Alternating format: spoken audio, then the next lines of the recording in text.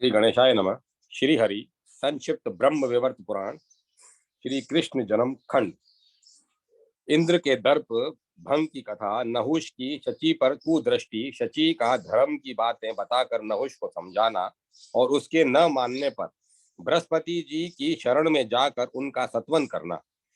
सुत जी कहते हैं, तदंतर नारद जी के पूछने पर श्री नारायण ने संक्षेप से कुछ लोगों के दर्प भंग की घटनाएं सुनाई। फिर इंद्र के दर्प भंग का वृतांत बताते हुए बोले, श्री नारायण ने कहा, नारद, इस प्रकार सबके दर्प भंग का प्रसंग कहा गया।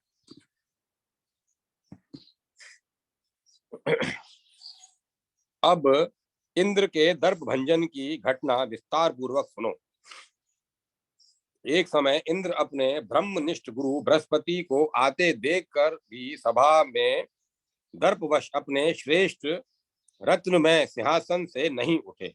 उससे गुरु अपना अपमान समझा इससे गुरु ने अपना अपमान समझा और वे अत्यंत रुष्ट हो वहां से लौट गए। यद्यपि उनके मन में इंद्र के प्रति द्वेष भाव का उदय हुआ था, तथापि धर्मात्मा गुरु ने स्नेहवश कृपा करके उन्हें शाप नहीं दिया, परंतु शाप न मिलने पर भी इंद्र का घमंड चूर हो गया। यदि दूसरा कोई धर्म अथवा प्रेम का विचार करके किसी के भारी अपराध करने पर भी शाप न दे तो भी उसका वह अपराध अवश्य फल देता है। नारद, धर्मदेव ही उस पापी का नाश कर देते हैं। जो धर्मात्मा पुरुष जिस हिंसक या अपराधी को क्रोध पूर्वक शाप न देता है, उसके उस शाप से अपराधी का अवश्य विनाश होता है, परंतु उस धर्मात्मा पुरुष का धर्म भी उसी मात्रा में क्षीण हो जाता है।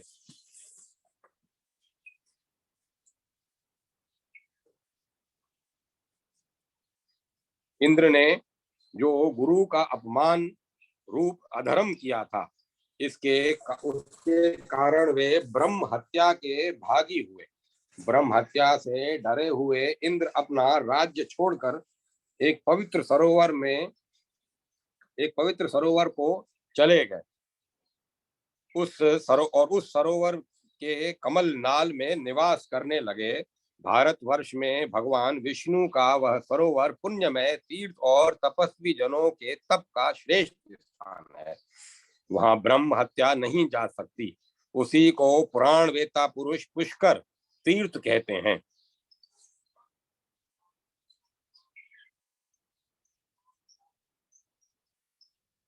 इंद्र को राज भ्रष्ट हुआ देख धर्मात्मा हरि भक्त नरेश नहुष ने उनके राज्य पर बलपूर्वक अधिकार कर लिया और एक दिन मनोहर अंग वाली सुंदरी शची, जिनके कोई संतान नहीं थी, पति वियोग के कारण व्यथित हृदय से आकाश गंगा के तट पर जा रही थी।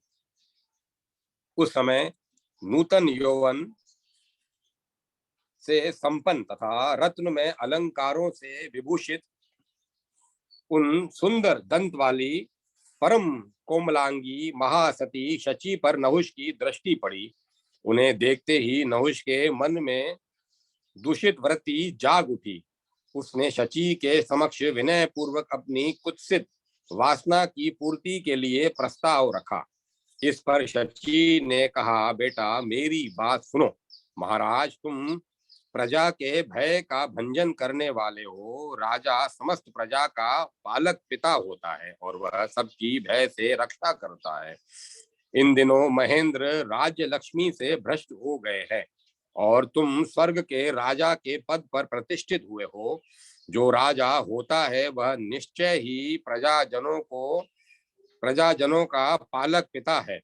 गुरु पत्नी, राजपत्नी, देव पत्नी, पुत्र वधु, माता की बहन मौसी, पिता की बहन बुआ, शिष्य पत्नी, भृत्य पत्नी, मामी, पिता की पत्नी माता और विमाता, भाई की पत्नी, सास, बहन, बेटी, गर्भ के धारण करने वाली जन्मदात्री, गर्भ में धारण करने वाली जन्मदात्री तथा इष्ट देवी ये पुरुष की 16 माताएं हैं। तुम मनुष्य हो और मैं देवता की पत्नी हूँ, अतः तुम्हारी वेद सम्मत माता हुई। बेटा, यदि माँ के साथ रमण करना चाहते हो तो माता अदिति के पास जाओ।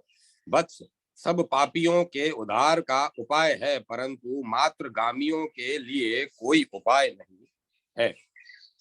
वे ब्रह्मा जी की आयु पर्यंत कुंभी पाक नरक में पकाए जाते हैं। तत्पश्चात 7 कल्पों तक कीड़े होते हैं, फिर 7 जन्मों तक कोड़ी और मलेच होते हैं।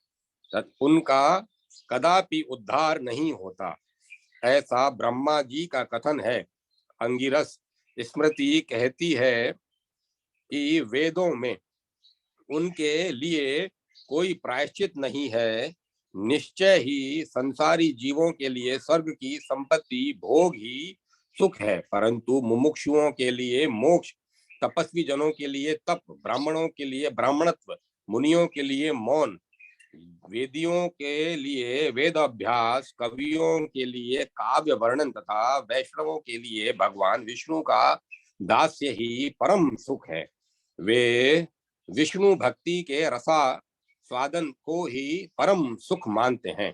वैष्णव जन तो विष्णु भक्ति को छोड़कर मुक्ति को भी लेने की इच्छा नहीं करते। राजेंद्र, तुम चक्रवर्ती राजाओं के प्रकाशमान कुल में उत्पन्न हुए हो। अनेक जन्मों के पुण्यों से तुमने भारतवर्ष में जन्म पाया है। चंद्रवंशी नरेश रूपी कमलों के विकास के लिए तुम ग्रीष्म काल की दोपहरी के तेजस्वी सूर्य की भांति प्रकट हुए हो। समस्त आश्रमों में स्वधर्म का पालन ही उत्तम यश का कारण होता है।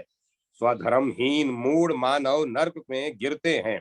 तीनों संध्याओं के समय श्री हरि की पूजा ब्राह्मण का अपना धर्म है। भगवत उच्चारणोदक का पान तथा भगवत चरणोदकों का पान तथा भगवान के नैवेद्य का भक्षण उनके लिए अमृत से भी बढ़कर है। नरेश्वर, जो अन्न और जल भगवान को समर्पित नहीं किया गया वह मल मूत्र के समान है। यदि ब्राह्मण उसे खाते हैं तो वे सब के सब तुअर होते हैं। ब्राह्मण आजीवन भगवान के नैवेद्य का भोजन करें, परंतु एकादशी को भोजन न करें, पूर्णतः उपवास करे। इसी तरह कृष्ण जन्माष्टमी, शिवरात्रि तथा रामनवमी आदि पुण्य वासरों वासरों को भी उन्हें निश्चय ही यत्न पूर्वक उपवास करना चाहिए। ब्रह्मा जी ने जो ब्राह्मणों का स्वधर्म बताया है वह कहा गया।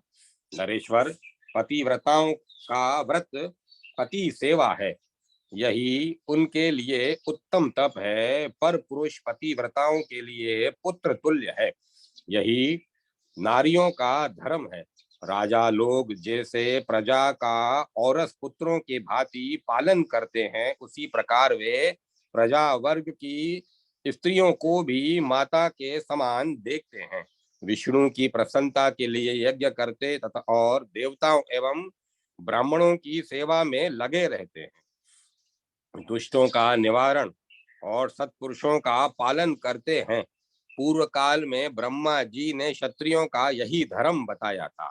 वाणिज्य और धर्म संग्रह यह वैश्यों का अपना धर्म है। ब्राह्मणों की सेवा शूद्रों का परम धर्म निश्चित किया गया है। राजन, सब कुछ भगवान श्री हरि को समर्पण कर देना सन्यासियों का धर्म है। सन्यासी एकमात्र गेरुआ वस्त्र, दंड और मिट्टी का कमंडलू धारण करता है। सर्वत्र समान दृष्टि रखता और सदा श्री नारायण का स्मरण करता है। नित्य भ्रमण करता है, किसी के घर में नहीं टिकता और लोभवश किसी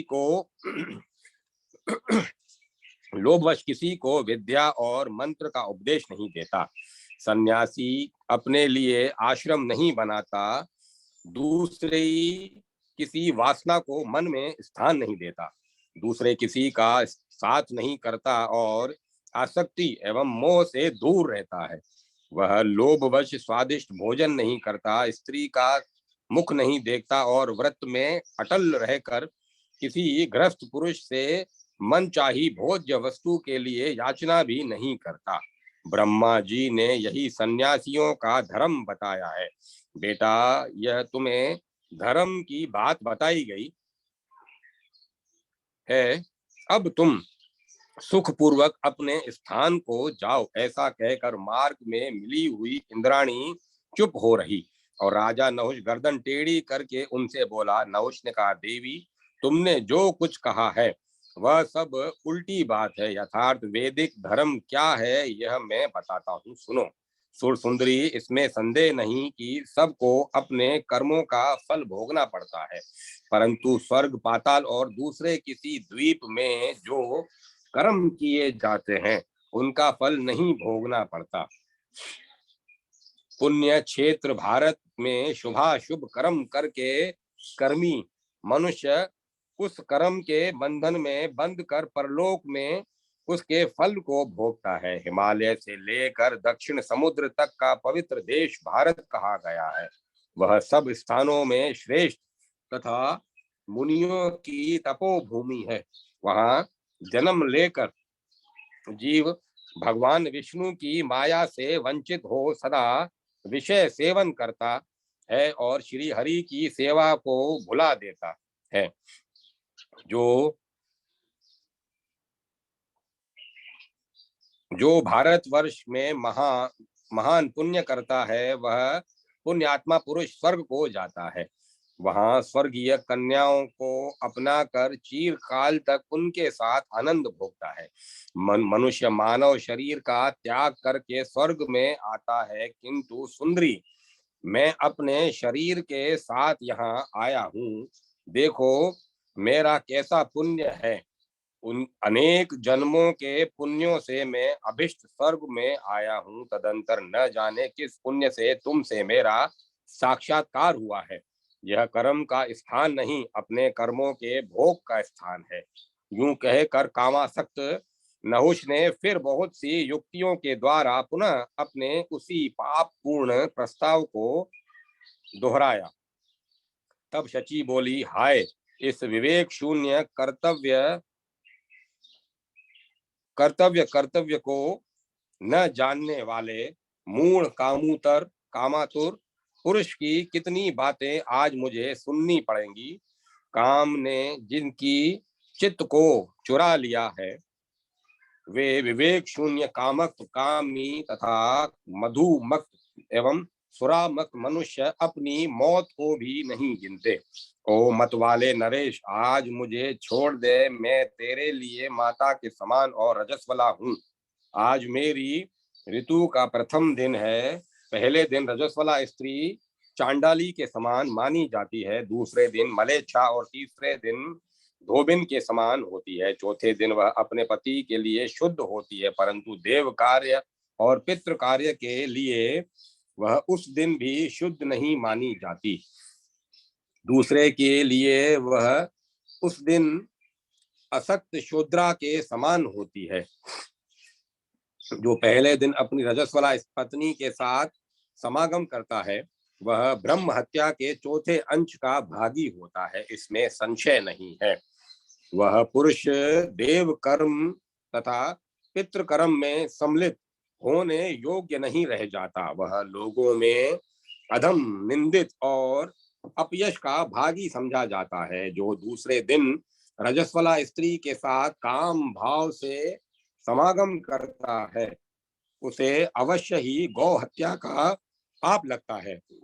वह आजीवन देवता, पितृ और ब्राह्मण की पूजा के लिए अपना अधिकार खो बैठता है, मनुष्यता से गिर जाता है तथा कलंकित हो जाता है। जो तीसरे दिन रजस्वला पत्नी के साथ समागम करता है वह मूढ़ भ्रूण हत्या का भागी होता है, इसमें संशय नहीं है। पहले बताए हुए लोगों की भांति वह भी पतित होकर संपूर्ण कर्मों का अनाधिकारी हो जाता है। चौथे दिन रजस्वला असक्त शूद्रा कही जाती है। अतः विद्वान पुरुष उस दिन भी उसके पास न जाए। मूढ़, मैं तेरी माता हूँ, यदि तू माता को भी बलपूर्वक ग्रहण करना चाहता है तो आज छोड़ दे, ऋतु काल बीत जाने पर जैसी तेरी मर्जी हो करना। इतने पर भी नहुष नहीं माना तो और बोला, देवरमणी सदा ही शुद्ध होती है, तुम अपने घर चलो, मैं अभी आता हूँ। यूं कहकर राजा नहुष प्रसन्नता पूर्वक रत्न में रथ पर आरूढ़ हो नंदन वन में शची के भवन की ओर गया, परंतु शची अपने घर में नहीं लौटी। वह सीधे गुरु बृहस्पति के घर चली गई। वहां जाकर उसने देखा गुरुदेव कुशासन पर विराजमान है, तारा देवी उनके चरणाविंदों की सेवा कर रही है। वे ब्रह्म तेज से प्रकाशमान है और हाथ में जपमाला लिए अपने अभिष्ट देव श्री कृष्ण के नाम का निरंतर जप कर रहे हैं। वे श्री कृष्ण सबसे उत्कृष्ट परमानंदमय परमात्मा एवं ईश्वर है। निर्गुण, निरीह, स्वतंत्र, प्रकृति से परे, स्वेच्छा में पर ब्रह्म है तथा भक्तों पर अनुग्रह करने के लिए ही शरीर धारण करते हैं। उनके चिंतन में लगे और नेत्रों से आनंद के आंसू बहाते हुए गुरुदेव को शची ने धरती पर माथा टेक कर प्रणाम किया। उस समय भक्ति के समुद्र में मग्न हुई शची रोती और आंखों से आंसू बहाती थी, साथ ही वह शोक सागर में भी डूब रही थी। भयभीत शची व्यथित हृदय से अपने ब्रह्मनिष्ठ गुरु कृपा निधान कृपा बृहस्पति की स्तुति करने लगी। शची बोली, महाभाग, मैं भयभीत हो अपनी आपकी शरण में आई हूँ। आप ईश्वर हैं और मैं शोक सागर में डूबी हुई आपकी दासी हूँ। आप मेरी रक्षा कीजिए, रक्षा कीजिए। गुरु असमर्थ हो या समर्थ, बलवान हो या निर्बल हो, उन अपने शिष्यों, पत्नी तथा पुत्रों पर सदा शासन करने में समर्थ हैं। प्रभु, आपने अपने शिष्य को उसके राज्य से दूर कर दिया। बहुत दिन हुए, अब तो उसके दोष की शांति हो गई होगी, अतः कृपा कीजिए, कृपा निधे, मैं अनाथ हूँ। मेरे लिए सब दिशाएं सूनी हो गई हैं, अमरावती पुरी भी सूनी है और मेरा निवास स्थान भी सब प्रकार की संपत्तियों से शून्य है। मेरी इस अवस्था पर दृष्टिपात कीजिए और मुझे संकट से बचाइए। मुझे एक डाकू अपना ग्रास बनाना चाहता है, आप मेरी रक्षा कीजिए। अपने किंकर देवराज को यहाँ ले आइए, चरणों की धूल देकर उन्हें शुभाशीर्वाद से अनुग्रहित कीजिए। समस्त गुरुओं में जन्मदाता पिता श्रेष्ठ गुरु माने गए हैं। पिता की अपेक्षा माता 100 गुनी अधिक पूजनीय, वंदनीय तथा वरिष्ठ है, परंतु जो विद्या दाता, मंत्र दाता, ज्ञान दाता और हरि भक्ति प्रदान करने वाले गुरु हैं, वे माता से भी 100 गुने पूजनीय, वंदनीय और सेव्य हैं। जिन्होंने अज्ञान रूपी तिमिर, रतोंधी रोग से अंधे हुए मनुष्य की दृष्टि को ज्ञानांजन की शलाका से खोल दिया है, उन श्री गुरुदेव को नमस्कार है। जन्मदाता, अन्नदाता, माता पिता एवं अन्य गुरु जीव को घोर संसार सागर से पार करने में समर्थ नहीं है। माता पिता, अन्नदाता, जन्मदाता, अन्नदाता, माता पिता, अन्य गुरु जीव को घोर संसार सागर से पार करने में समर्थ नहीं है। गुरु विष्णु है, गुरु ब्रह्मा है और गुरु महेश्वर देव है। गुरु धर्म है, गुरु शेषनाग है और गुरु सर्वात्मा निर्गुण श्री कृष्ण है। गुरु संपूर्ण तीर्थ, आश्रम तथा देवालय है। गुरु संपूर्ण देव स्वरूप तथा साक्षात श्री हरि हैं। इष्ट देव के रुष्ट हो जाने पर गुरुदेव अपने शिष्य की रक्षा करते हैं, किंतु गुरु के रुष्ट हो जाने पर इष्ट देव उसकी रक्षा नहीं कर सकते। जिस पर संपूर्ण ग्रह देवता और ब्राह्मण रुष्ट हो जाते हैं, उसी पर गुरुदेव रुष्ट होते हैं, क्योंकि गुरु ही देवता है। आत्मा, शरीर, पुत्र, धन और पत्नी भी गुरु से बढ़कर प्रिय नहीं है। धर्म, तप, सत्य और पुण्य भी गुरु से अधिक प्रिय नहीं है। गुरु से बढ़कर शासक और बंधु दूसरा कोई नहीं है। शिष्यों के लिए सदा गुरु ही शासक, राजा और देवता है। अन्नदाता जब तक अन्न देने में समर्थ हैं, तभी तक वह शासक होता है, परंतु गुरु जन्म जन्म में शिष्यों के शासक होते हैं। मंत्र, विद्या, गुरु और देवता ये पति की भांति पूर्व जन्म के अनुसार ही प्राप्त होते हैं। प्रत्येक जन्म में गुरु का संबंध होने से उनका स्थान सबसे ऊपर है। गुरु, पिता रूप गुरु जिस जन्म में जन्म देते उसी जन्म में वंदनीय होते हैं। माता तथा अन्य गुरुओं की भी यही स्थिति है, परंतु ज्ञान दाता गुरु प्रत्येक जन्म में वंदनीय है। ब्राह्मण, आप ब्राह्मणों के वरिष्ठ, तपस्वी जनों के गरिष्ठ तथा समस्त धर्मात्माओं में उत्तम धर्मिष्ठ एवं ब्रह्मनिष्ठ ब्रह्म वेता हैं। मुनि श्रेष्ठ, अब आप मुझ पर और इंद्र पर संतुष्ट हो।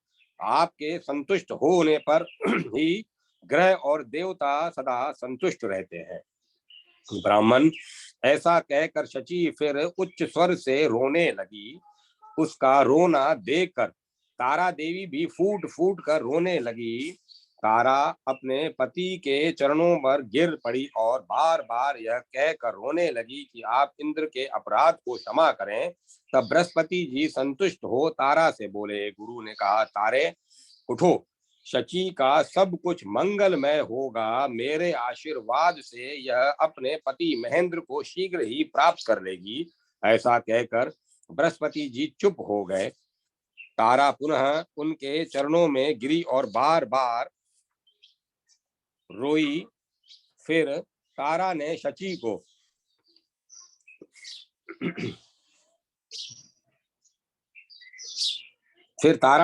को पकड़कर अपने हृदय से लगा लिया और उसे नाना प्रकार के आध्यात्मिक ज्ञान संबंधी उत्तम वचन सुनाकर समझाया एवं धीरज बंधाया। अध्याय 56, 57, 58, 59 पूर्ण।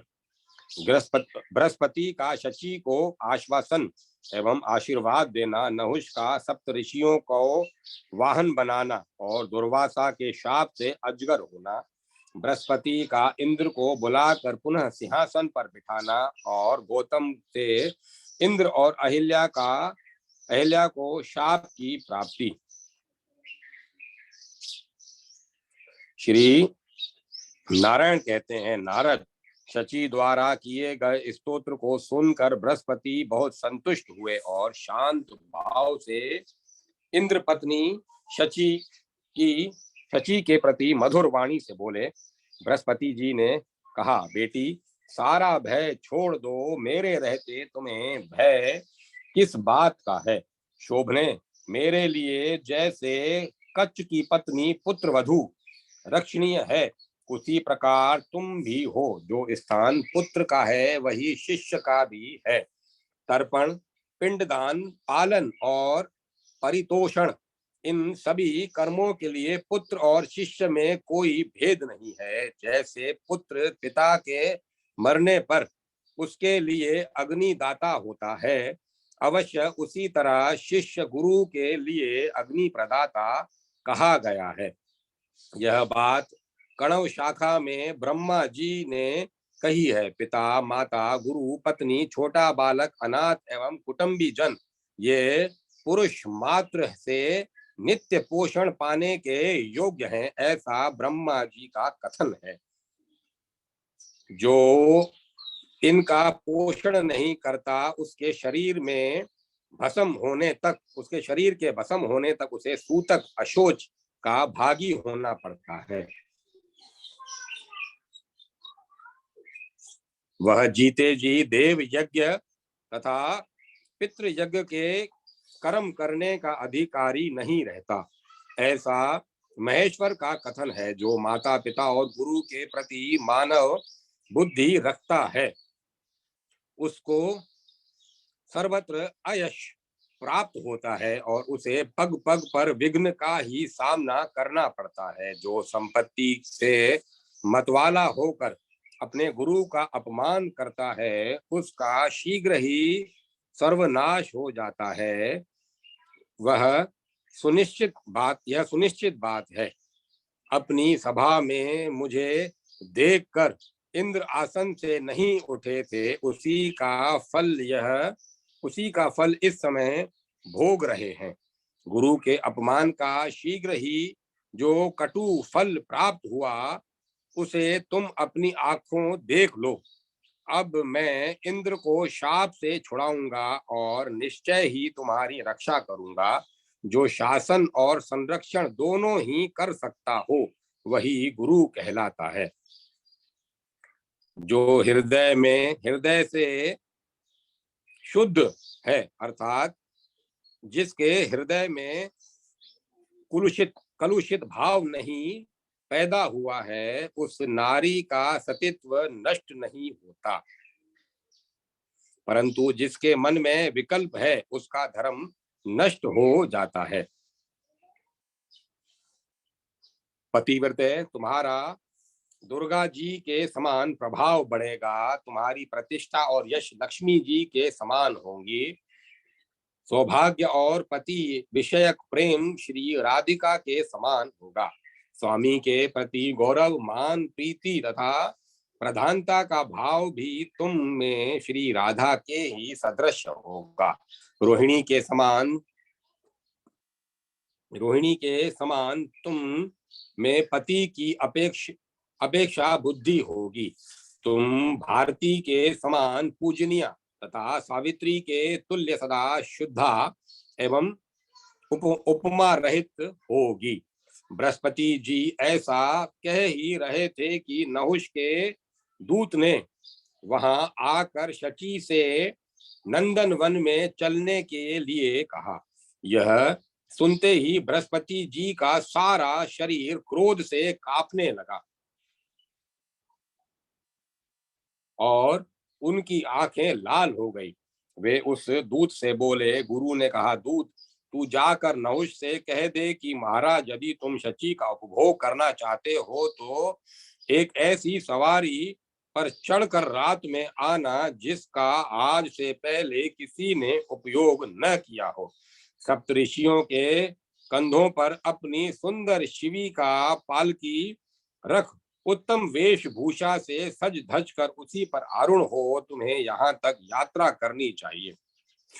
बृहस्पति जी की बात सुनकर दूत ने नहुष के पास जा उनका संदेश कह सुनाया।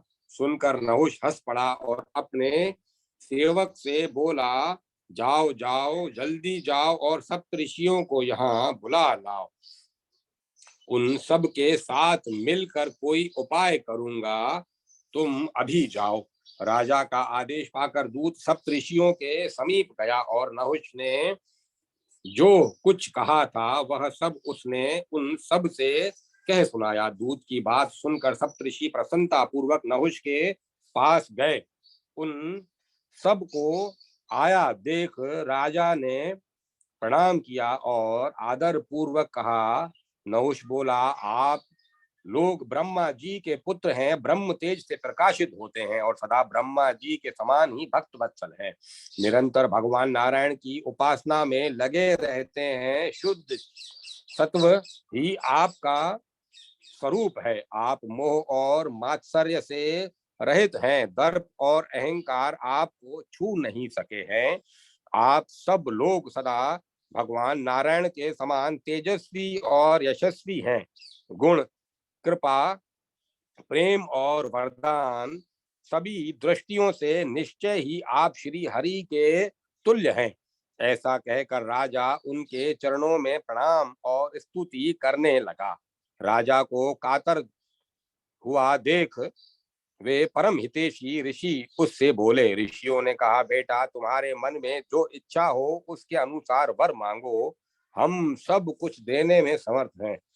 हमारे लिए कुछ भी असाध्य नहीं है। इंद्र पद, मनु का पद, दीर्घायु, सातों द्वीपों का प्रभुत्व, चीर काल तक बना रहने वाला अतिशय सुख संपूर्ण सिद्धियां, परम दुर्लभ समस्त ऐश्वर्य तथा जो तपस्या से भी नहीं मिल सकती वह हरि भक्ति अथवा मुक्ति भी हम तुम्हें दे सकते हैं। वत्स, बोलो इस समय तुम्हें किस वस्तु की इच्छा है, वह सब तुम्हें देकर ही हम तपस्या के लिए जाएंगे।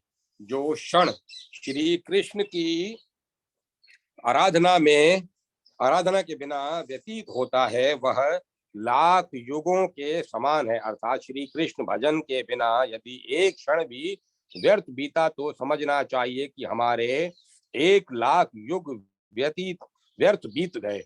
जो दिन श्री हरि के ध्यान और सेवन से शून्य रह गया वही सबसे बड़ा दुर्दिन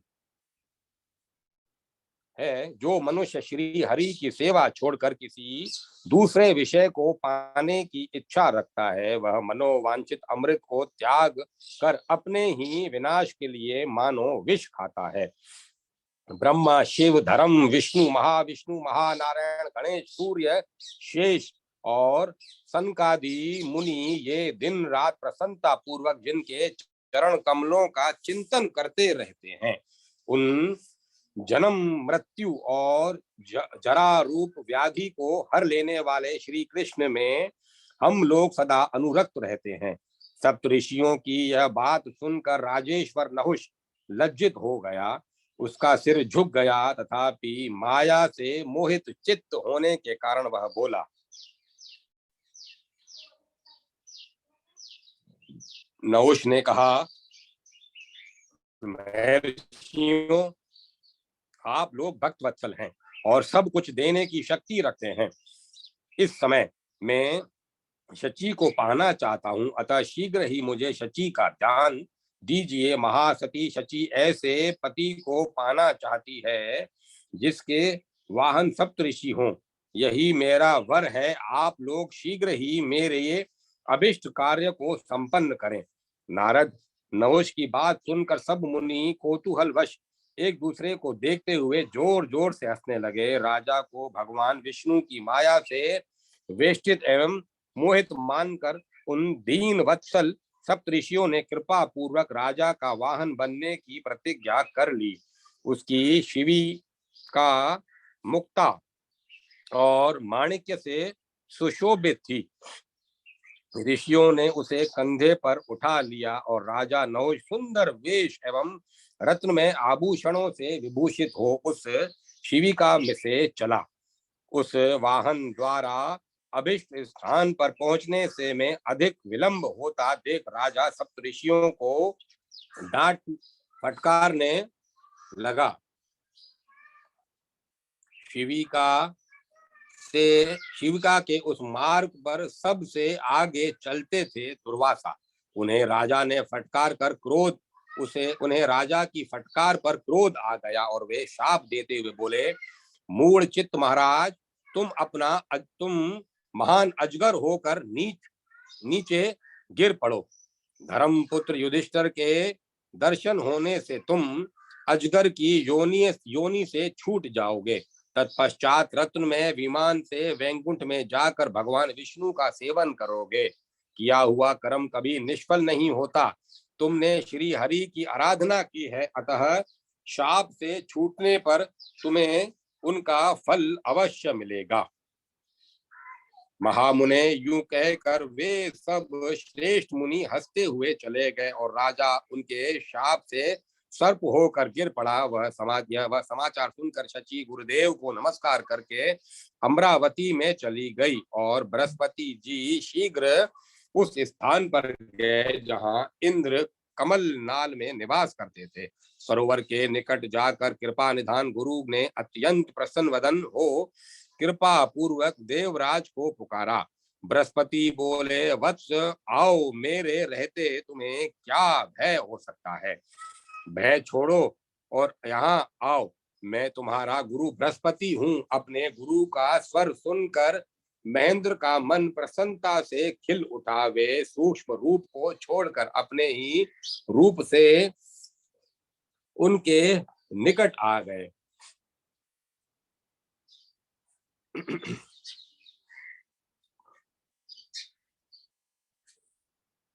उन्होंने भक्ति भाव से गुरु के चरणों में दंड की भांति पड़कर सिर से उन्हें प्रणाम किया और रोने लगे।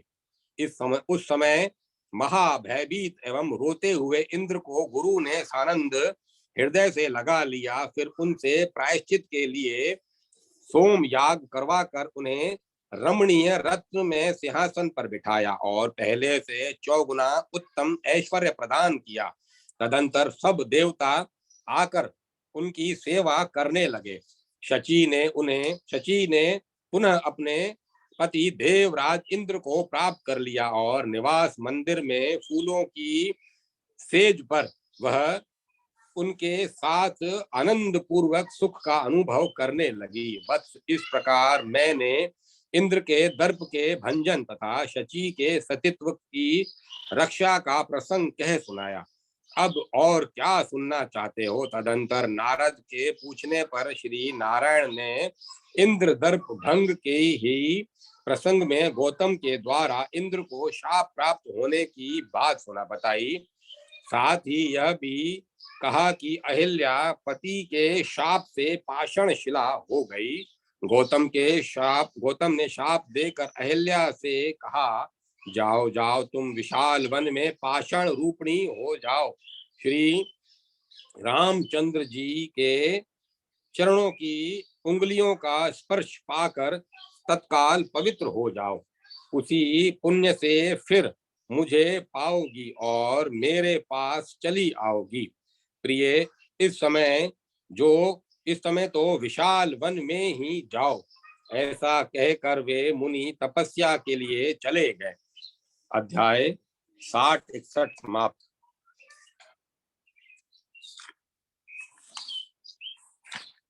अहिल्या के उद्धार एवं श्री राम चरित्र का संक्षेप में वर्णन। नारद जी ने पूछा, ब्रह्मन दशरथ नंदन भगवान श्री राम ने किस युग में और किस प्रकार गौतम पत्नी अहिल्या को शाप से मुक्त किया? महाभाग, आप रामावतार की मनोहर एवं सुखदायिनी कथा संक्षेप से कहिए। मेरे मन में उसे सुनने के लिए उत्कंठा हो रही है। श्री नारायण ने कहा, नारद, त्रेता युग में ब्रह्मा जी की प्रार्थना से साक्षात भगवान विष्णु ने दशरथ से उनकी पत्नी कौशल्या के गर्भ से सानंद जन्म ग्रहण किया। केकई से भरत हुए और जो राम के समान ही गुणवान थे, और सुमित्रा के गर्भ से लक्ष्मण और शत्रुघ्न का जन्म हुआ। वे दोनों ही गुणों के सागर थे। पिता द्वारा विश्वामित्र के साथ भेजे गए लक्ष्मण सहित श्री राम सीता को प्राप्त करने के उद्देश्य से रमणीया मिथिलापुरी में गए। उसी मार्ग में पाषाणमयी स्त्री को देखकर जगदीश्वर श्री राम ने विश्वामित्र से उसके शिला होने का कारण पूछा। श्री राम का प्रश्न सुनकर महातपस्वी धर्मात्मा मुनि विश्वामित्र ने वहां सारा रहस्य उन्हें बताया। उनके मुंह से अहिल्या के शिला होने का कारण सुनकर अखिल भुवन पावन श्री राम ने अपने चरण की एक उंगली से उस शिला का स्पर्श किया। उनका स्पर्श पाते ही अहिल्या पद्मगंधा सुंदरी नारी के रूप में परिणित हो गई और श्री राम को आशीर्वाद देकर वह पति के घर चली गई। पत्नी को पाकर गौतम ने भी श्री रामचंद्र जी को शुभाशीर्वाद प्रदान किया। तदंतर श्री राम ने मिथिला में जाकर शिव का धनुष तोड़ा और सीता का पाणी ग्रहण किया। सीता से विवाह करके राजेंद्र श्री राम ने परशुराम जी का दर्प चूर्ण किया और कीड़ा कौतुक एवं मंगलाचार पूर्वक रमणीय अयोध्यापुरी को प्रस्थान किया।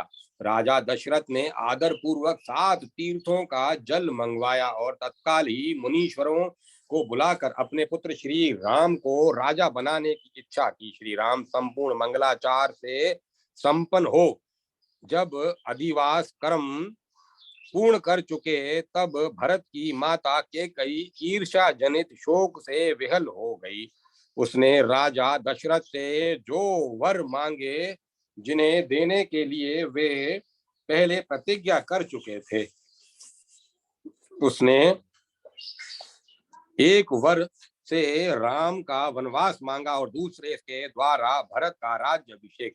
महाराज दशरथ प्रेम से मोहित होने के कारण वर देना नहीं चाहते थे। यह देख श्रेष्ठ बुद्धि वाले श्री राम धर्म और सत्य के भंग होने के भय से महाराज से बोले। श्री राम ने कहा, तात, सत्य से बढ़कर कोई धर्म नहीं है और झूठ से बड़ा कोई पातक नहीं। गंगा के समान दूसरा तीर्थ नहीं, श्री केशव से बढ़कर कोई देवता नहीं, धर्म से श्रेष्ठ बंधु नहीं और धर्म से बढ़कर धन नहीं है। धर्म से अधिक प्रिय और उत्तम कौन है? अतः आप यत्न पूर्वक अपने धर्म की रक्षा कीजिए। स्वधर्म की रक्षा करने पर सदा और सर्वत्र मंगल होता है। यश, प्रतिष्ठा, प्रताप और परम आदर की प्राप्ति होती है।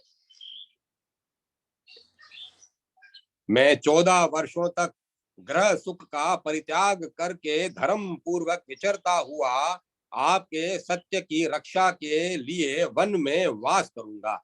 जो इच्छा या अनिच्छा से सत्य प्रतिज्ञा करके उसका पालन नहीं करता, वह अशोच का भागी होता है और वह अशोच उसके शरीर के भस्म होने तक बना रहता है। जब तक चंद्रमा और सूर्य रहते हैं तब तक वह कुंभी पाक नरक में यातना भोगता है। तदंतर मानव योनि में उत्पन्न हो वह 7 जन्मों तक गूंगा और कोढ़ी होता है। ऐसा कहकर श्री राम वलकल और जटा धारण करके सीता और लक्ष्मण के साथ विशाल वन में चले गए। मुने, इधर महाराज दशरथ ने पुत्र शोक से अपने शरीर को त्याग दिया। श्री रामचंद्र जी पिता के सत्य की रक्षा के लिए वन वन में भ्रमण करने लगे। कालांतर में उस विशाल एवं घोर वन में घूमती हुई रावण की बहन शूर्पणखा इधर उधर आ निकली। उसने बड़े कौतूहल से श्री राम को देखा। उन्हें देखते ही वह उल्टा राक्षसी काम वेदना से पीड़ित हो गई। उसके सारे अंगों में रोमांच हो आया और वह मूर्छित हो गई। फिर वह श्री राम के पास गई। शूर्पणखा सदा बने रहने वाले यौवन से युक्त अत्यंत प्रोण और कामोक्त थी। वह मन में काम भाव ले श्री राम से मुस्कुराती हुई बोली। शूर्पणखा ने कहा, हे राम, हे घनश्याम, हे रूप धाम, हे गुण सागर, मेरा हृदय आप में अनुरक्त हो गया है। आप एकांत स्थान में मुझे स्वीकार कीजिए। तदंतर श्री राम और लक्ष्मण ने शूर्पणखा की बातचीत हुई। अंत में लक्ष्मण ने तीक्ष्ण धार वाले अर्धचंद्राकार बाण से उसकी नाक काट ली। उसका भाई खरदूषण बड़ा बलवान था। उसने आकर युद्ध किया और लक्ष्मण के अस्त्र से सेना सहित मारा जाकर यमलोक में चला गया। 14,000 राक्षसों तथा खरदूषण को मारा गया देख शूर्पणखा ने रावण को फटकारा और सारा समाचार बताकर वह तत्काल पुष्कर तीर्थ में चली गई। वहां दुष्कर तपस्या करके उसने ब्रह्मा जी से वर प्राप्त किया। उस निराहार तपस्विनी राक्षसी को दर्शन देकर सर्वज्ञ कृपा सिंधु ब्रह्मा जी ने उसके मन की बात जान ली और इस प्रकार कहा।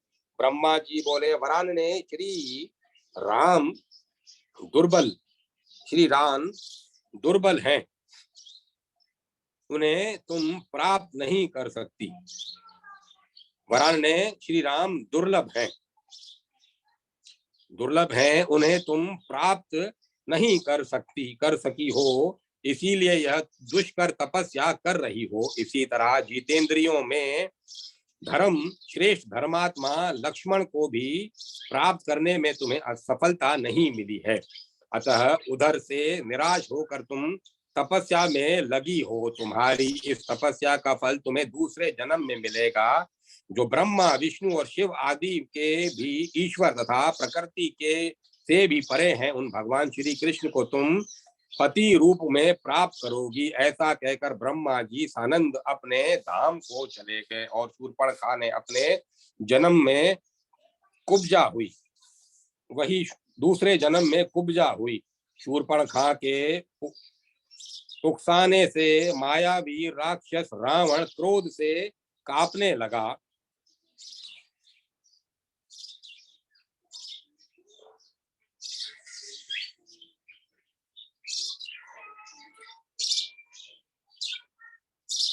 उसने माया द्वारा सीता को हर लिया। सीता को आश्रम में न देख श्री राम मूर्छित हो गए।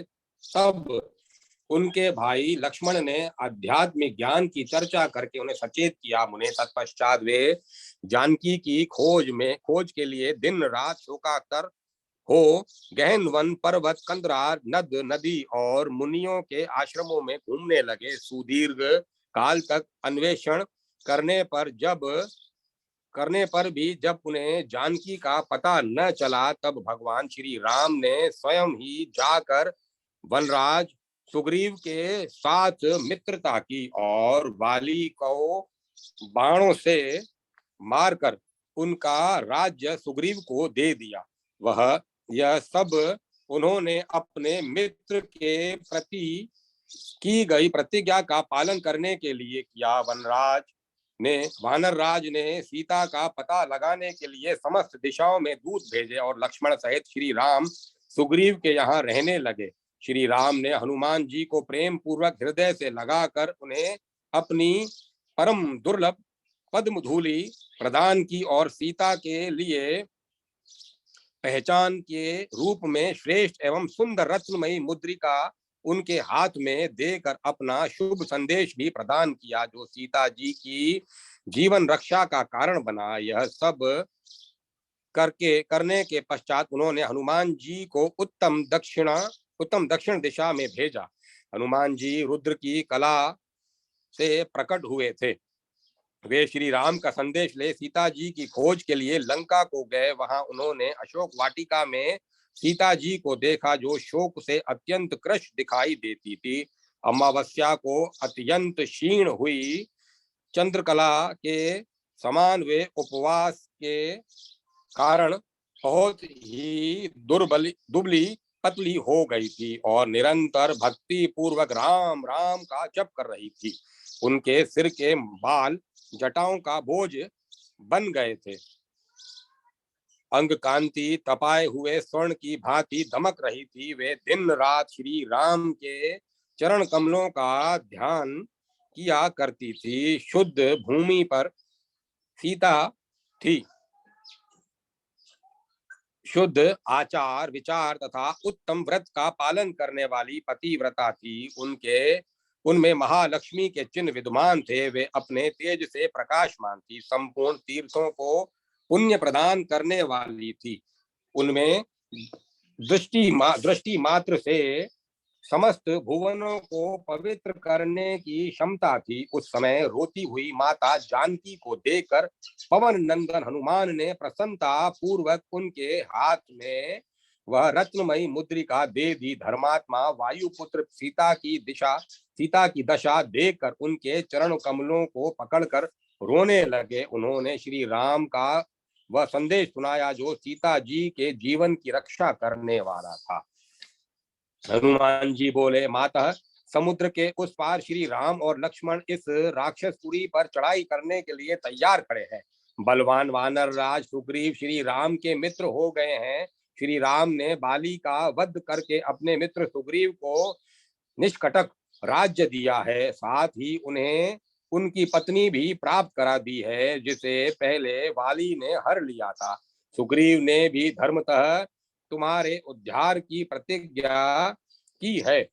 उनके समस्त वानर तुम्हें खोजने के लिए सब और गए हैं। मुझसे तुम्हारा मंगलमय समाचार पा कमल नयन श्री राम गहरे सागर पर सेतु बांध कर शीघ्र यहाँ आ पहुंचेंगे और पापी रावण को उसके पुत्र तथा बांधवों सहित मारकर अविलंब तुम्हारा उद्धार करेंगे। आज तुम्हारे प्रसाद से इस रत्नमयी लंका को मैं बेखटक बेखटके जलाकर भस्म कर दूंगा। तुम मुस्कुराती हुई मेरे इस पराक्रम को देखो सुवर्ते। मैं लंका को वानरी के बच्चे की भांति समझता हूँ, समुद्र को मूत्र के समान और भूतल को परई की भांति देखता हूँ। सेना सहित रावण मेरी दृष्टि में चींटियों के समूह जैसा है। मैं आधे मुहूर्त में अनायास ही उसका संहार कर सकता हूँ, परंतु इस समय श्री राम की प्रतिज्ञा की रक्षा के लिए उसे नहीं मारूंगा। महाभागे, तुम स्वस्थ एवं निश्चिंत हो जाओ। मेरी स्वामिनी भय को त्याग दो। वानर की बात सुनकर सीता बारंबार फूट फूट कर रोने लगी। राम की इन उन पतिव्रता पत्नी ने भयभीत सी होकर पूछा। सीता जी बोली, वत्स, क्या मेरे दारुण शोक सागर से पीड़ित श्री राम अभी जीवित हैं? मेरे प्राणनाथ कौशल्यानंदन सकुशल है? जानकी के जीवन बंधु इस समय शोक से क्रश काय होकर कैसे हो गए हैं? मेरे प्राणों से भी बढ़कर प्रियतम कैसे आहार करते हैं? वे क्या खाते हैं? क्या सचमुच समुद्र के उस पार स्वयं सीतापति विद्यमान है? मेरे प्रभु शोक से नष्ट न होकर क्या सचमुच लंका पर चढ़ाई के लिए तैयार खड़े हैं? जो स्वामी के लिए सदा दुख रूप ही रही है, उसी मुझ पापनी सीता को क्या वे स्मरण करते हैं? मेरे स्वामी ने मेरे लिए कितना दुख सहन किया है, जो पहले मिलन में विधान मानकर अपने कंठ में हार नहीं धारण करते थे, वे ही श्री राम आज इतने दूर हैं। इस समय हम दोनों के बीच में 100 योजन विशाल समुद्र विधान बनकर खड़ा है। क्या मैं कभी धर्म कर्म में संलग्न निष्ठ नितांत शांत करुणा सागर प्रियतम भगवान श्री राम को देखूंगी? क्या पुनः प्रभु के चरण कमलों की सेवा कर सकूंगी? जो मूढ़ नारी पति सेवा से वंचित है, उसका जीवन व्यर्थ है। जो मेरे पुत्र धर्म है, जो मेरे धर्म पुत्र हैं और मेरे बिना शोक सागर से मग्न हैं, मेरा अपहरण होने से जिनके अभिमान को गहरा आघात पहुंचा है, जो वीरों में श्रेष्ठ धर्मात्मा और देवता के समान हैं, वे मेरे स्वामी के छोटे भाई देवर लक्ष्मण क्या सचमुच जीवित हैं? यह सच है कि वे सदा मेरे उद्धार के लिए सनद्ध रहते हैं। क्या सचमुच प्राणों से भी अधिक प्रिय धर्मात्मा पुण्यात्मा तथा धन्याति धन्य वत्स लक्ष्मण को मैं पुनः देखूंगी? मुने, सीता का यह वचन सुन उन्हें शुभ प्रत्युत्तर दे। हनुमान जी ने खेल खेल में ही लंका को जलाकर भस्म कर दिया। तदंतर वायुपुत्र कपिवर हनुमान पुनः जानकी नंदिनी जनक नंदिनी को धीरज दे वेग पूर्वक बिना किसी परिश्रम के उस स्थान पर जा पहुंचे जहां कमल नयन श्री रामचंद्र जी विराजमान थे।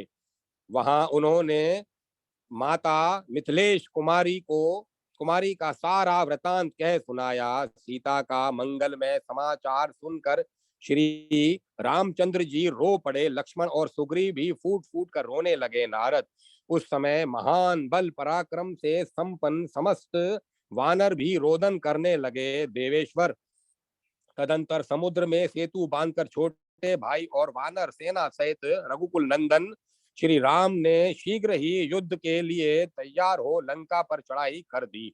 ब्राह्मण वहां युद्ध करके श्री राम ने बंधु बांधवों सहित रावण को मार डाला और शुभ वेला में सीता का वहां से उद्धार किया। फिर सत्यपरायण सीता को पुष्पक विमान पर बैठा कर वे क्रीड़ा कौतुक एवं मंगलाचार के साथ शीघ्रता पूर्वक अयोध्या की ओर प्रस्थित हुए। वहां पहुंचकर भगवान राम ने सीता को हृदय से लगा क्रीड़ा की। फिर सीता और राम ने तत्काल विरह ज्वाला को त्याग दिया। भूमंडल पर श्री राम सातों द्वीपों के स्वामी हुए। उनके शासन काल में सारी पृथ्वी आदि व्याधि से रहित हो गई। श्री राम के दो धर्मात्मा पुत्र हुए, कुश और लव। उन दोनों के पुत्रों और पोत्रों से सूर्यवंशी क्षत्रियों का विस्तार हुआ। वत्स नारद, इस प्रकार मैंने तुमसे मंगलमय श्री रामचरित्र का वर्णन किया है। यह सुख देने वाला, मोक्ष प्रदान करने वाला, सार तत्व तथा भव सागर से पार होने के लिए जहाज है। अध्याय 62 समाप्त। अब मैं कथा को विराम देता हूँ।